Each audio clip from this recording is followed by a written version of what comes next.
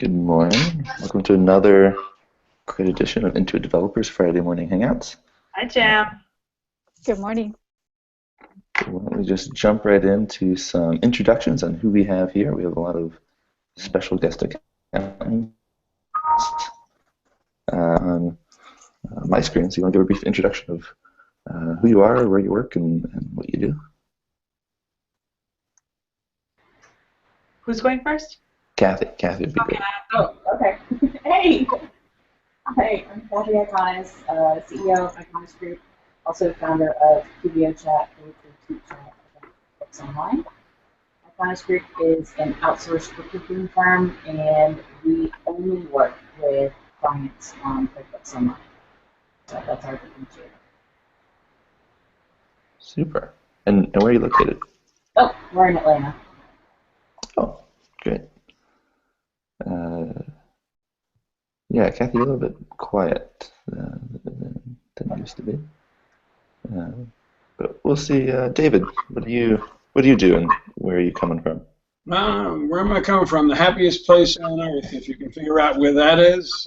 I say Disney World, not Disneyland. I live in Groveland, which is right outside of Orlando, Florida. Okay.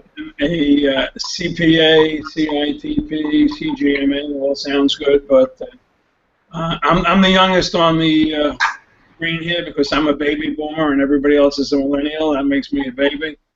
I just got listed in accounting today as one of the top 100 most influential accountants in the U.S. Great. Woo! Congratulations. Congratulations. And now I can retire. I have a small CPA practice that I've had for over 30 years, and I am presently a strategic account manager with Intuit, advising large CPA firms on how to take advantage of technology. So this should be interesting today. Yeah, that's great. How about Jan? You want to give an introduction? Good morning, Jan Haugo. So I have two roles. I have my own virtual accounting firm. We service mostly legal firms across the country. I have clients from the East Coast off to the West Coast, and my staff and team members that help me are located virtually as well. I'm what I consider, as Katie Peterson calls us, appaholic. So I am addicted to apps and the development of those and how they integrate with our accounting software. In addition to that, I also have taken on a role as CEO of ICB, which is Institute of Certified Bookkeepers. My role with that company is to create a national program for certification of bookkeepers. And my thought is that we are going to start developing the next generation technologically based bookkeeper that will be an appaholic just like I am. So I'm located in Scottsdale, Arizona. Bright and sunny, and I love to give David Leary grief because ASU always beats U of A. So hi, David. Welcome. We all love to give David Leary grief. Right? That's definitely true. Karen, how about you? Oh, Karen? Okay, that's me. I'm Karen Woodman. I own 24-Hour Bookkeeper, and we are located in Hibbing, Minnesota. Oh. But we also do remote work to just about anybody throughout the states. I also have gotten a large interest in third-party applications that work with QuickBooks, and we really don't have any particular type of industry that we work with. We will work in most different types of industries, and you know, I'm looking forward to QuickBooks Connect and seeing kind of what the hackathon will bring, actually. So that's me. Cool. Welcome. Stacy, you just got in here. You want to give a little introduction to yourself? Hey, I'm Stacy, and I'm late, I think. Am I late today? No, you're right on time. Awesome. Good for me. I'm Stacy Kildall, and I'm in the Mitten. I'm in Michigan, about right here. And I don't know. I do QuickBooks stuff. I stole some QuickBooks signs. Those Some are event. great. And that's what I do. I don't know. Hi, Jan. Good Hi, morning, everybody. Stacy. Hey, Good to there's see some of my you. girls. All right, sorry. No worries. And I see we have some developers here as well. Do Jim, Matt, or Jack want to give a little introduction of what they're doing? Hi, I'm Jack Charette. I'm the owner of Atex Corp. We've been doing QuickBooks utilities like importing, exporting, contract services, and everything else for the past, I don't know, dozen years. We have a number of products that will interface with websites, Excel files, IIF files, and we do both QuickBooks Online and QuickBooks Desktop. And I said we've been doing it for 10 years, and in Daytona Beach, and we're having Biketoberfest here now. Welcome.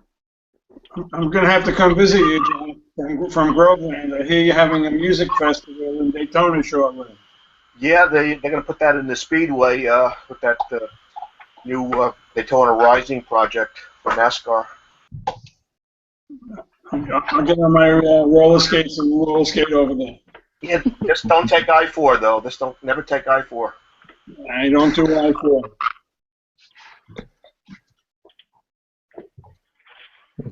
Great. Matt or Jim? I guess I'll go. I'm Matt Reiser with Tech in the Field, and I'm an app developer, and our app is SASPHALT, which is Yeah. estimating and scheduling software specifically for asphalt contractors.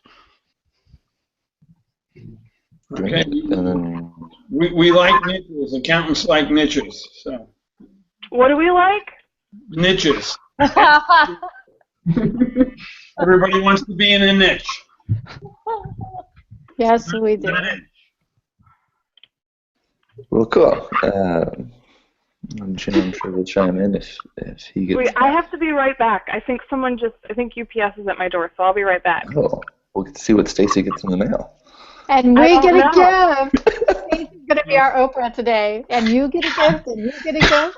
And you get a car, and you get a car, and you get... I'm just kidding. I'll be right back. That's a letdown that you're getting UPS. You should be getting a drone delivery. Right. I wish it was Mercedes that was at my door. I'll be right back. Super. Well, while Stacy's checking her package, I'd love to ask the group a couple questions about what are some of the big unmet needs that they have with when working with their clients, and what are some of the biggest issues that they're spending all your time on, or what if you could have a team of developers working on something for you, maybe in about 3 weeks, what would that thing be for you? Feel free to any one of you jump in. Chirp, chirp. I'll go ahead. I'll jump in. So I think one of the things that I spend a lot of time with, and I think it's because the more applications that I utilize, if there's a problem, it's trying to track down sometimes where that problem is coming from. Mm-hmm. So if you run an audit trail, trying to really find out where your sync errors are coming from, and sometimes you can source it out easy within that solution, but sometimes if you're looking just at like your QuickBooks file, you can't always tell which is the application that's causing it. So I think early on it was like the duplicate down feeds, downloads that were coming in, right? Which entity was bringing in the duplications, but now, and I'm trying to think of a specific example that I could probably give to you, but I don't use POs as much as I used to, but I know that I've had some issues where I'll do a PO in one application, and then maybe a client will do a PO, or it'll flow through, and then they'll change some information, and then maybe a bill.com or something else will have something else come through. So we'll get multiple type of entities where they do multiple similar activities, and there's no sequential order. So it's not 1, 2, 3. It's just they all kind of access the same data, and I can't tell who's got priority, if I want to say that. Oh, sure. Yeah, that could definitely be a challenge. Interesting.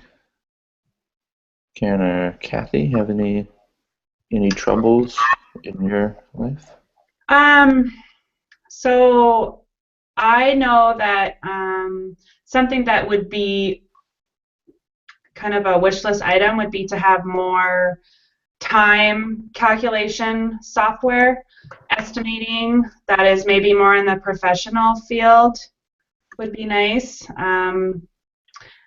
You know, we all kind of, I speak, I guess, as an end user there, have different things that we use, but some templates or, you know, some people that are maybe more on the general aspect of things rather than the specifics to their firm might need some direction or some help with that in relation with QuickBooks. And there are some other, you know, third-party applications that allow you to do that, but maybe on the specific of the,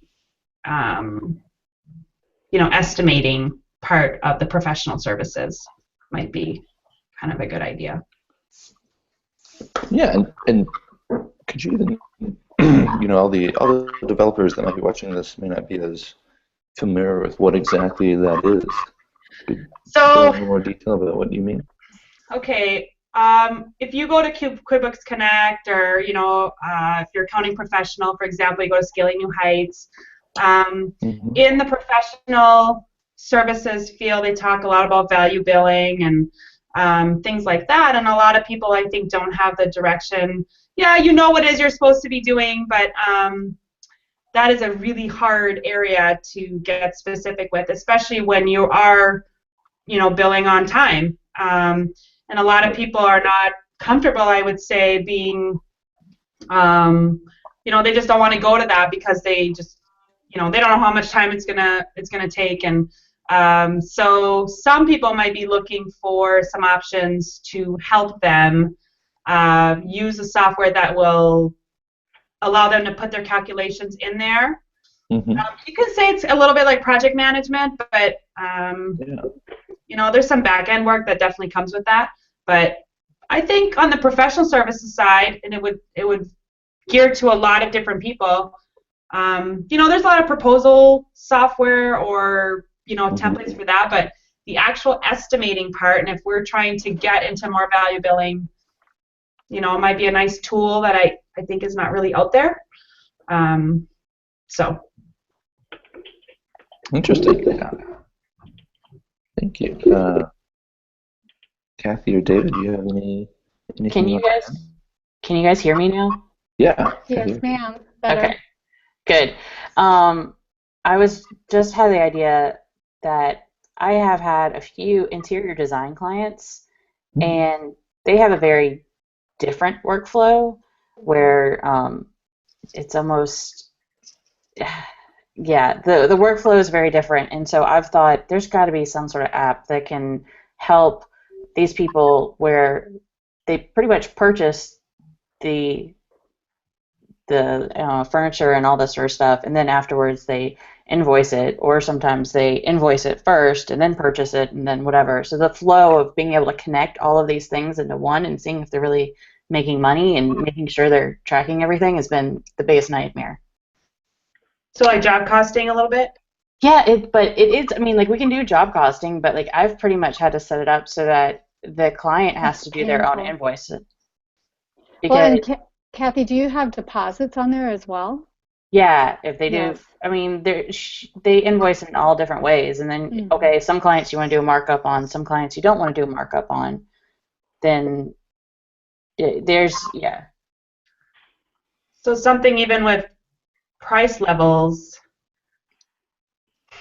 There's so many different variations to it, and I think, yeah, being able to say, okay, we've quoted the client this for this item, this is what we've invoiced, then we paid this much, what's the variance, do we need to charge them again, all this sort of stuff. It's a whole project management for designers, I think, is a huge area out there.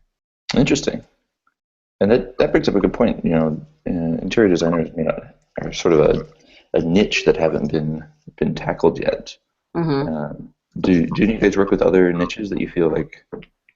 Asphalt contractors, I think, are definitely going to get served soon. But any other Hair niches? salons.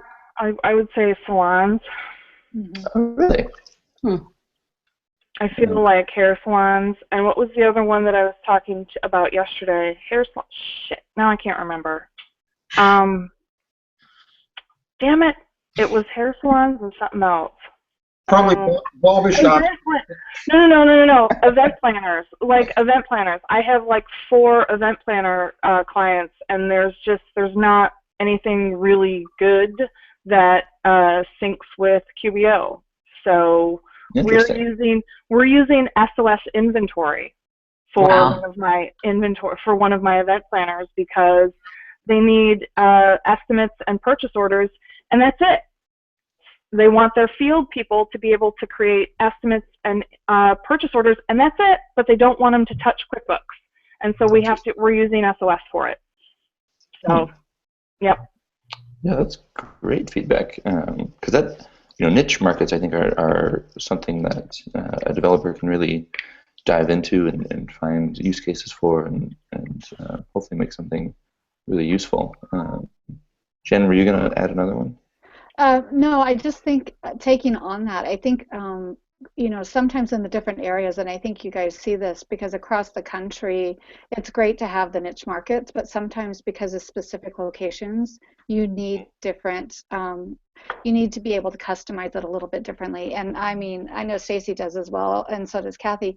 You just use the heck out of class and location. Yeah. But sometimes you just really need additional fields that you can really just pull it out for a specific area of the country or a specific use case for that one particular client you have. So within the niches, you need to have customizable fields because there's just some trick that they're doing that you need to pull that information out. Does anyone have experience with like different apps that help you like customize invoices really well? I just think of like we have a lot of on the AP side of things, but not necessarily. Okay, Jim. Well, give examples.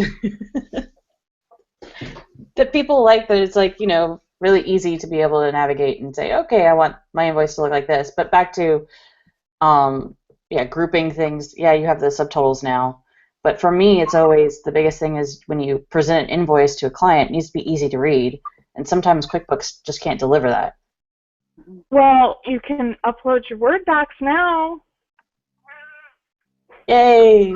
Can I ask if anybody's turned on the new invoice template that's in QB Labs that you can make any invoice you want from Word docs? So makes it easier. That's what I just said. You can do Word docs. I'm agreeing with you, even though you're down in Michigan. Oh! Did you just get a little sassy about the mittens? Yeah, because I know you like that. The Lions are 0-5.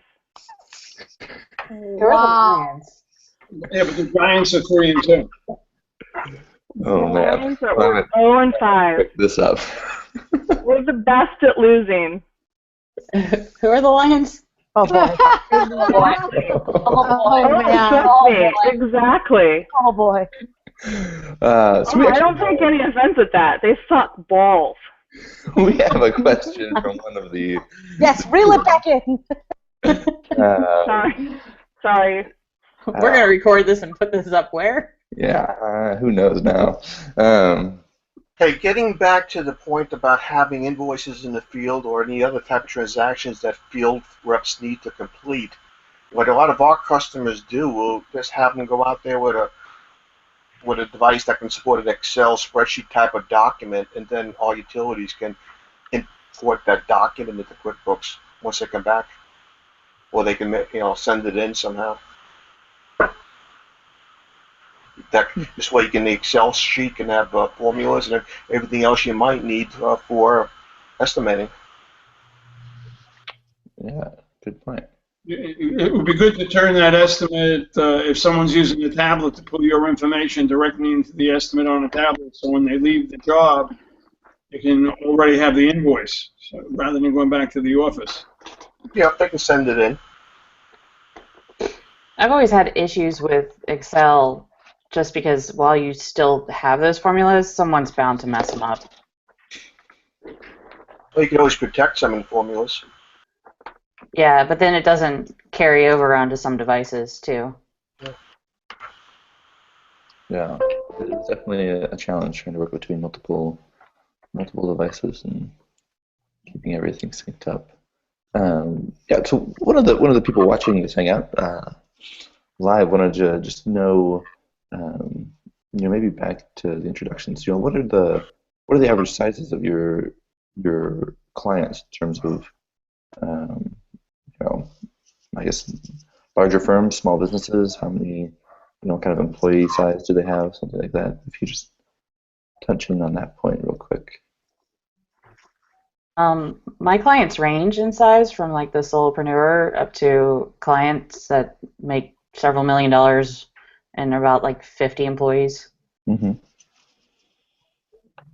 I would say I do a lot of work in hospitality field, so I have kind of the same idea, one entrepreneur to about 30 to 40, and a couple $1 million up to, so small to medium size. So I would say I have a couple solopreneurs, less than 25 employees, small business, 50 million and below.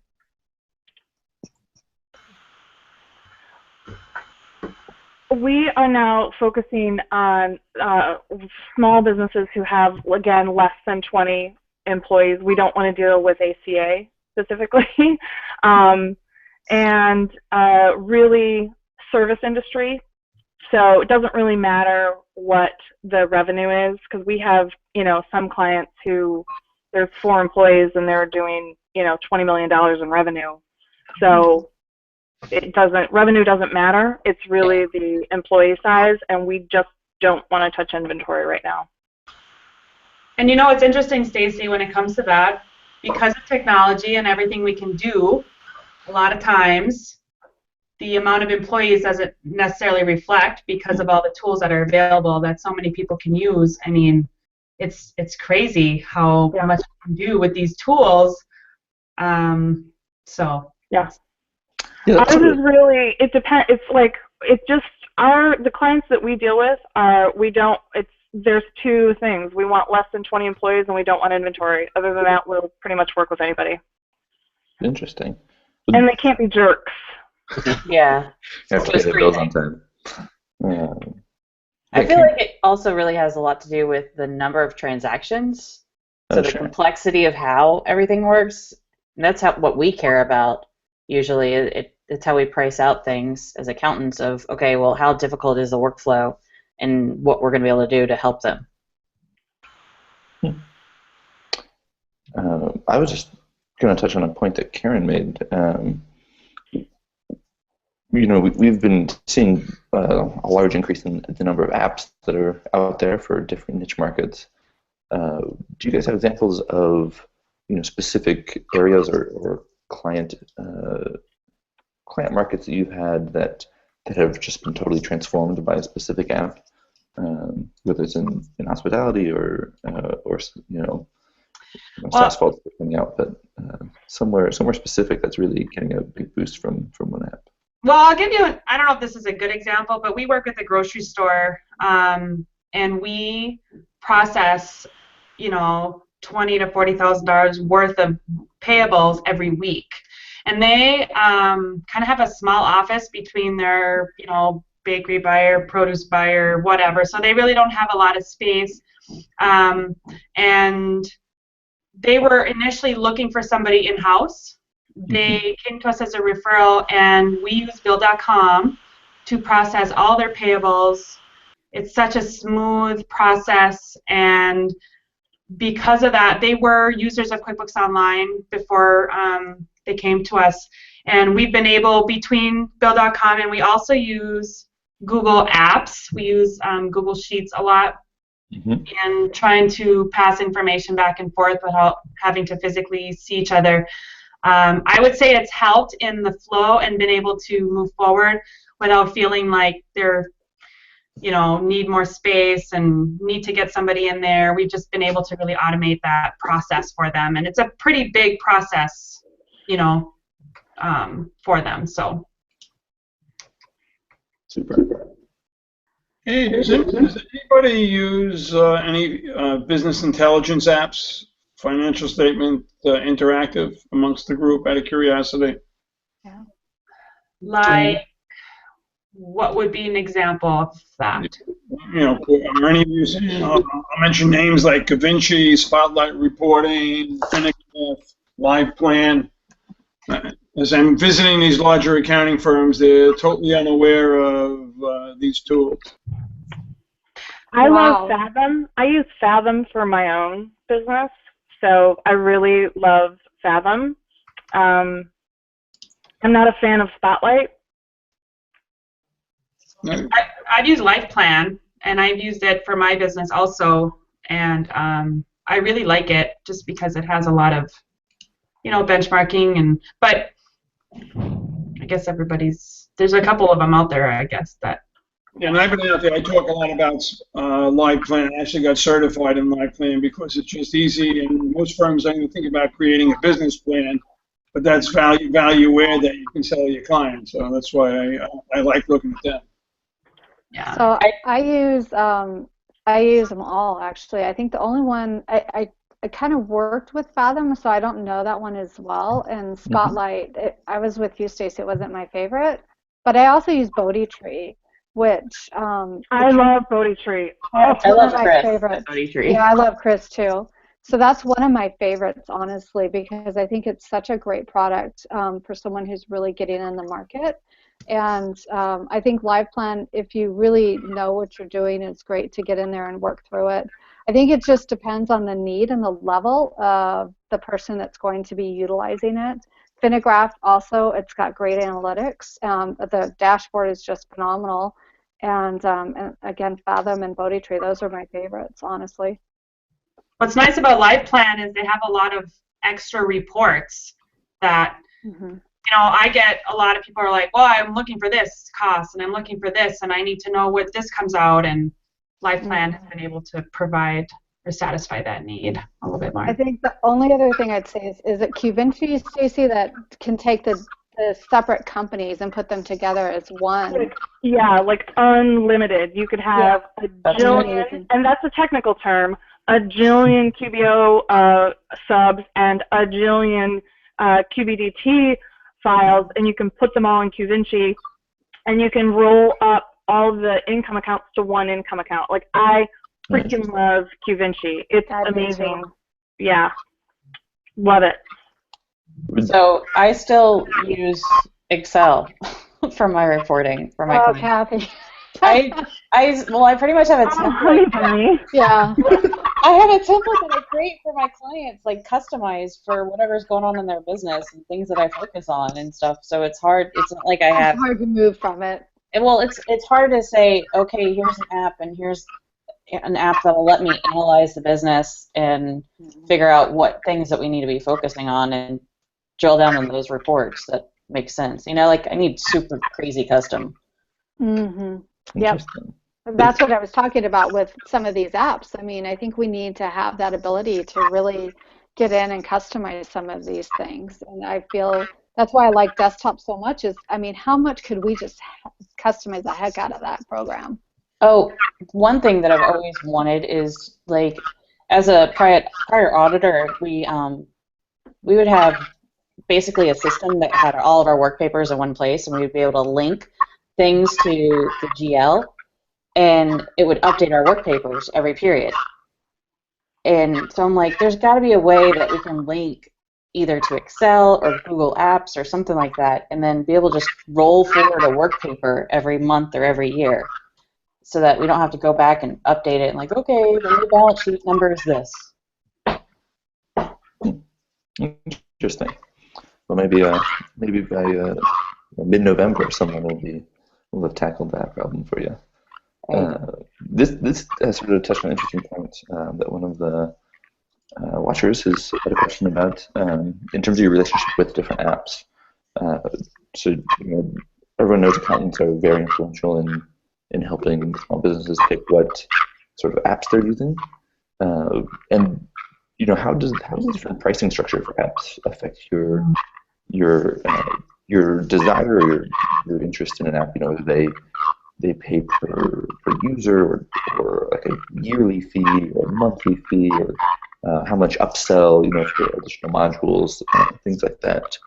Is there some best practices you'd recommend for developers?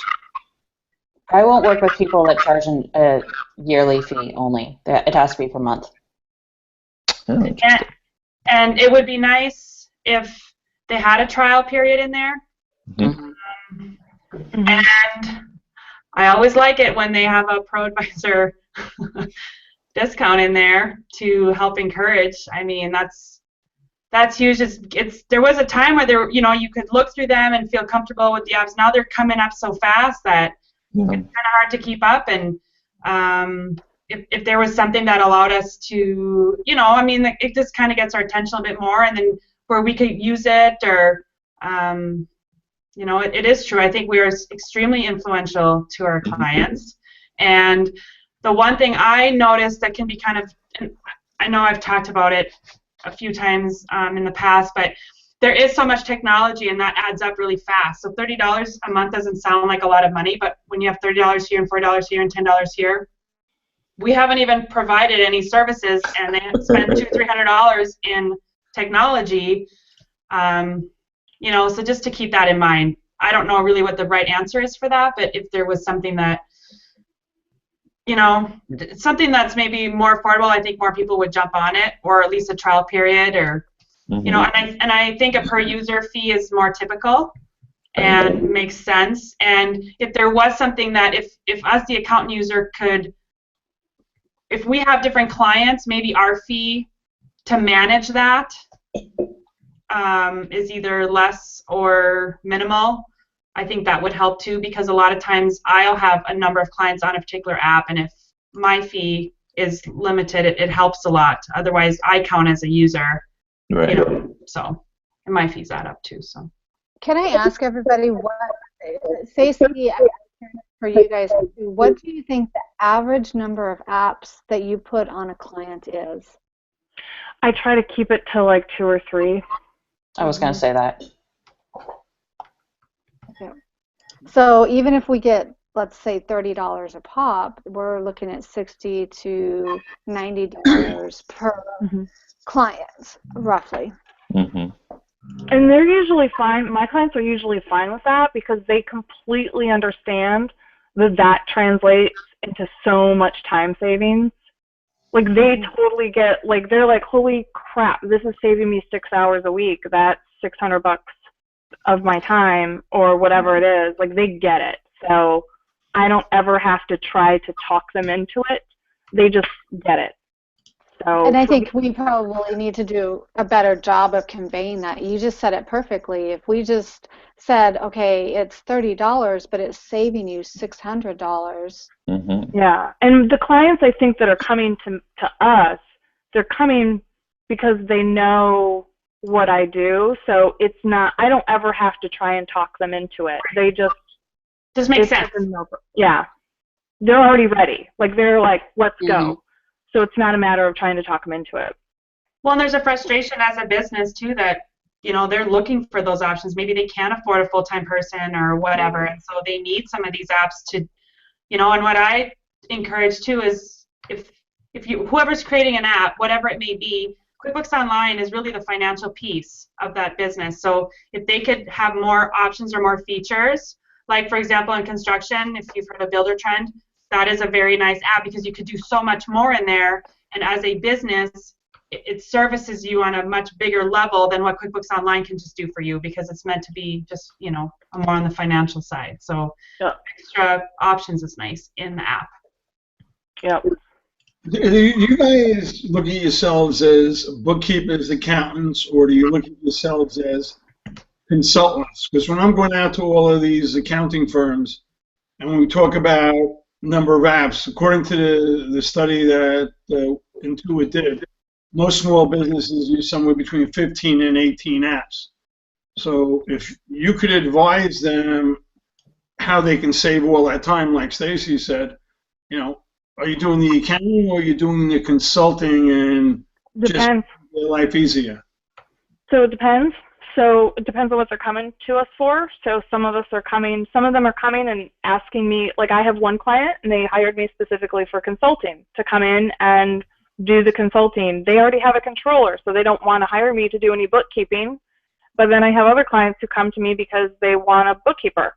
So it depends on what they're asking for. Sometimes I'm a consultant, sometimes I'm a bookkeeper, and sometimes I'm both. When you're the bookkeeper, what service are you providing? I do their bookkeeping. I may be handling all of it. Sometimes I'm doing after the fact. Sometimes I'm just handling their payables. Sometimes I'm just helping them. I mean, it just depends on what they need. Right. Okay, I'm not an accountant, so I don't do taxes. So.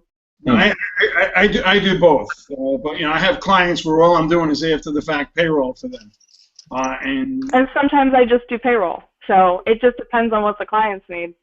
Right, because I'm looking at what you're saying. I'm seeing the change from bookkeeping and accounting to consulting and advising to make someone else's life easier, so that we can help them. When you're talking Live Plan or you're talking Fathom, you're giving the information back to make them more profitable. That's how I look at it. Yeah, and it depends. It depends on the client. And to piggyback off Stacy, I think what happens is a lot of our clients look to us as the trusted advisor. And if we say, hey, you know what, have you ever considered this app or this? And whether you use it, you know, good or not good, whatever. But in reality, it also makes our job easier. I think if somebody has a more processed workflow, and when I do their monthly, you know, reconciliations or their payables or receivables or whatever it is, it makes my job easier. And when I say easier, it saves them more money. Our time is just more efficient. It just makes more sense. If they, you know, they just don't know about a lot of it. And some people are scared of technology. So when we say, hey, you know what, we'll help you through the process, you know, help you with the integration portion of it and help maintain that forward. I mean, that's really the extent of what it could really be.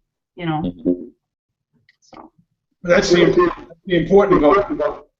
Yeah, I think people appreciate that, because I think there's a lot of accountants out there or trusted advisors that, you know, are not aware of a lot of the options that are available, and their clients would want, you know, when they say, it's like, hey, if I would have known that 6 months ago, I probably would have jumped on the wagon, you know.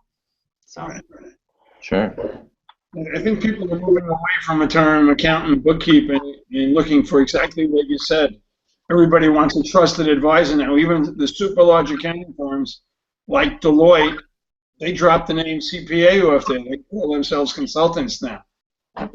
Well, the problem, though, like for me, to that point, was that most businesses understand bookkeeper.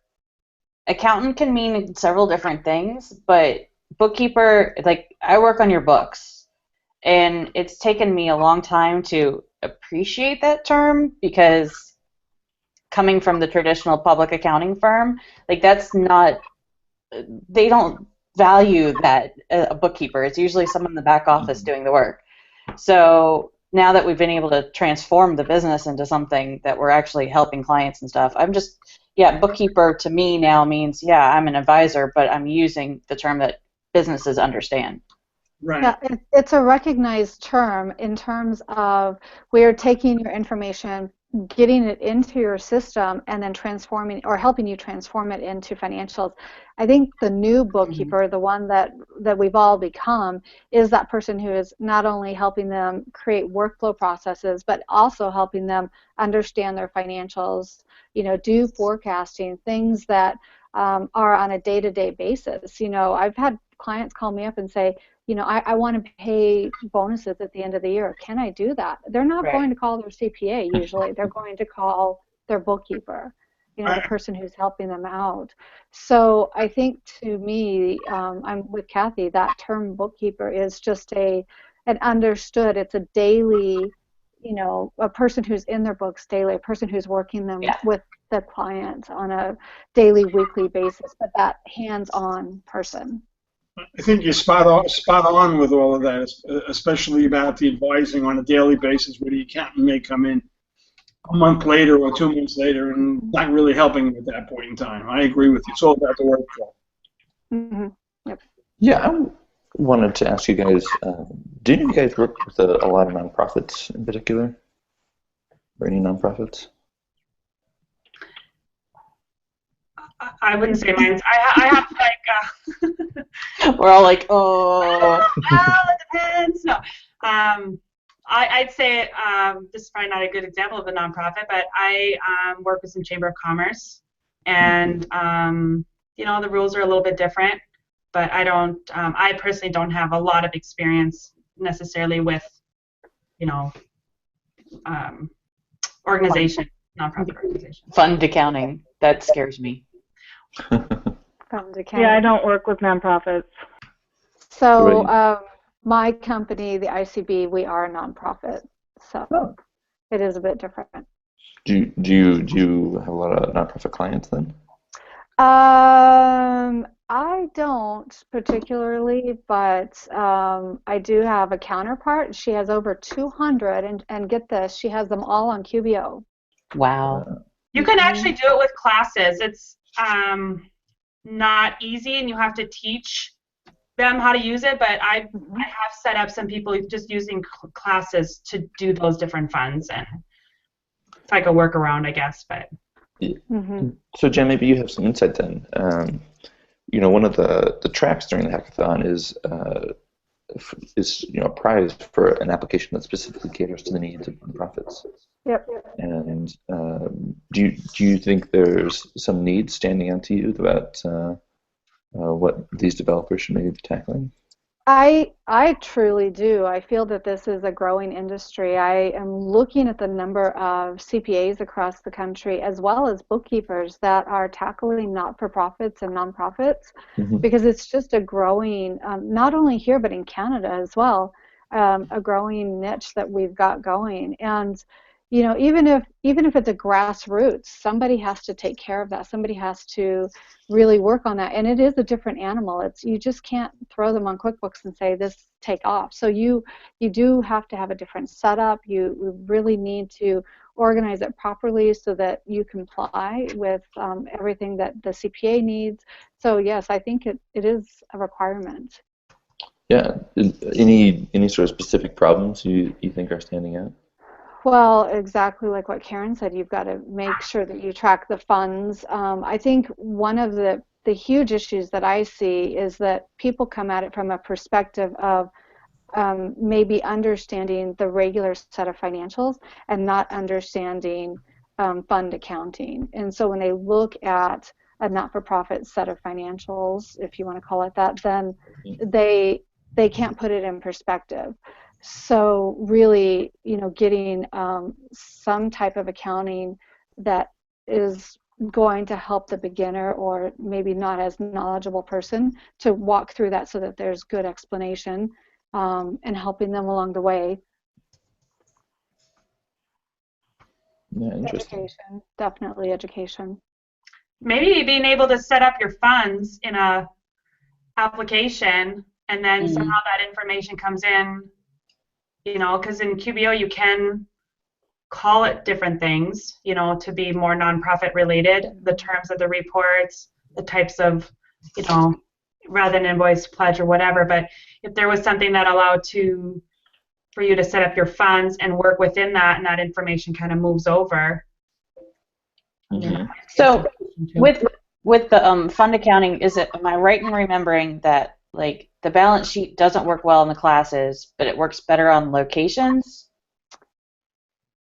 I don't think it does at all, actually. I thought locations was better, but the one thing I've noticed is that a lot of apps don't use class, like you either have to pick class or location, Yeah, or you can't pick both. yeah, and a lot don't even have location that they're integrating with, so I don't know if that's available. You can pick both, I think, can't you? Well, like in Stacy, Bill.com, yeah. it doesn't have location. Right. But in QBO you can. Yeah, but I'm saying like the apps that integrate with it, I don't know what. They don't integrate. So like she's saying, Bill.com, you can't integrate it over. You can use it, but you can't pull it back over into QuickBooks. So if there's a way to fix the problem that QBO is creating on the class side on the balance sheet in an app, that I don't know. Yeah. Interesting. We'll have somebody. Doesn't HubDoc capture class and location and interact with Bill.com and pull it back into QuickBooks Online? I think that's their latest release.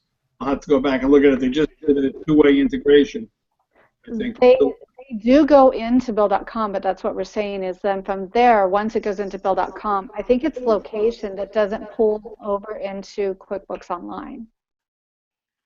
I'll double check. Okay. Super. Yeah, we had another question from one of the viewers. He's sort of wondering, how much time do you spend just cleaning up your clients' data, and what kind of tips and tricks? Maybe share some best practices you have from that. I can go. I spend a lot of time doing that.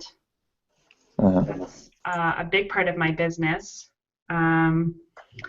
I don't really use a third-party app to do that, actually, which might be a good idea if there was a way to come up with. I mean, big fan of reclassifying, and I do a lot of importing into. So just because you're doing cleanup doesn't mean there's no setup involved in that. Right. So with Excel. I do something now manual that, like I said, I put some information in Excel and then I import it in. So maybe on some, third-party app that I could just put that information there and then automatically sync it right into QuickBooks, and then save the step of picking what the accounts, like chart of accounts or products and services, things like that. That might be a good idea. What about some of the rest of you guys? Kathy, how much time do you spend on cleanup? Sorry, I thought you said Stacy. Go ahead, Kathy. Sorry. Because Stacy and Kathy are interchangeable. Well, they are. We're the same. No. I'm an understudy of Stacy. So we all are understudies of Stacy. Stacy is the queen of QBO. I named her that a while ago. Whatever.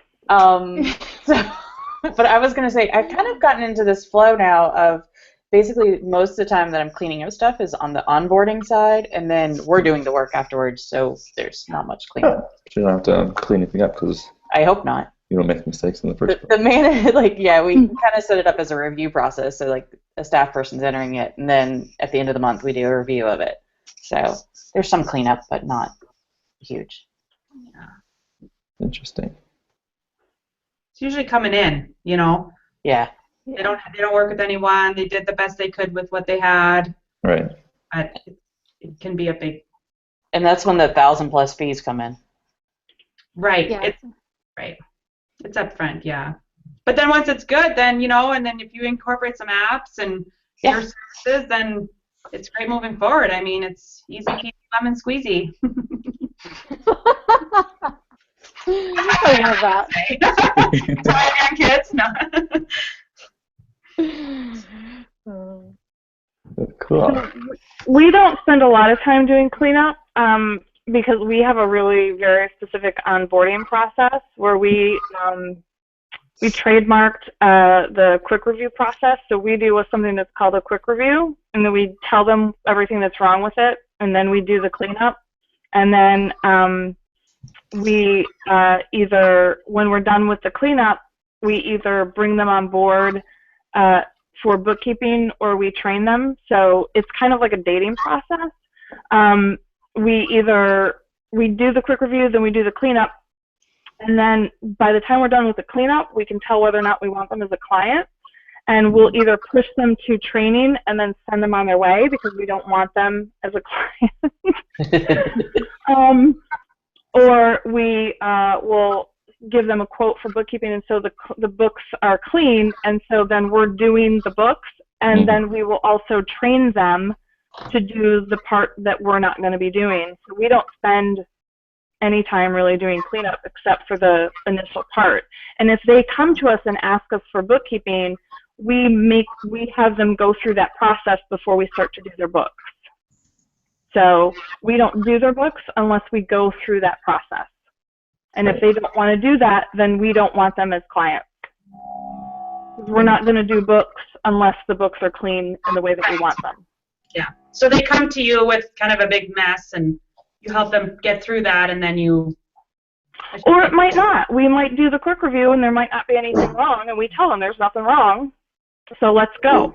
So, but that usually doesn't happen. What? Well, and I have to say I'm with Stacy and everyone on that I do charge them, but when you have clients that are in the books, occasionally they do mess things up. I don't care how much we beat our clients. I mean, how much we treat our clients kindly with love and education. But for example, I was just getting ready for a workman's comp audit and had all my reports prepared and ready for the auditor. And one of my clients felt that he needed to go in and delete, not void, which I've always taught him, a bunch of past invoices for a client because the gentleman had never picked up the work. So thus all of my reports I had done were now no longer good. So at that point I emailed him, sent him a copy of the audit trail, told him that we don't delete, and then I sent him a bill for a very high amount because I had to redo everything and said, this is the time and a half, and we don't delete. And I expect that we would never have this problem again. So I think if you teach them, you shouldn't have that problem.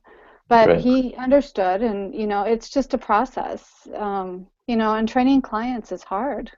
You've got to get them on track where you want them to be.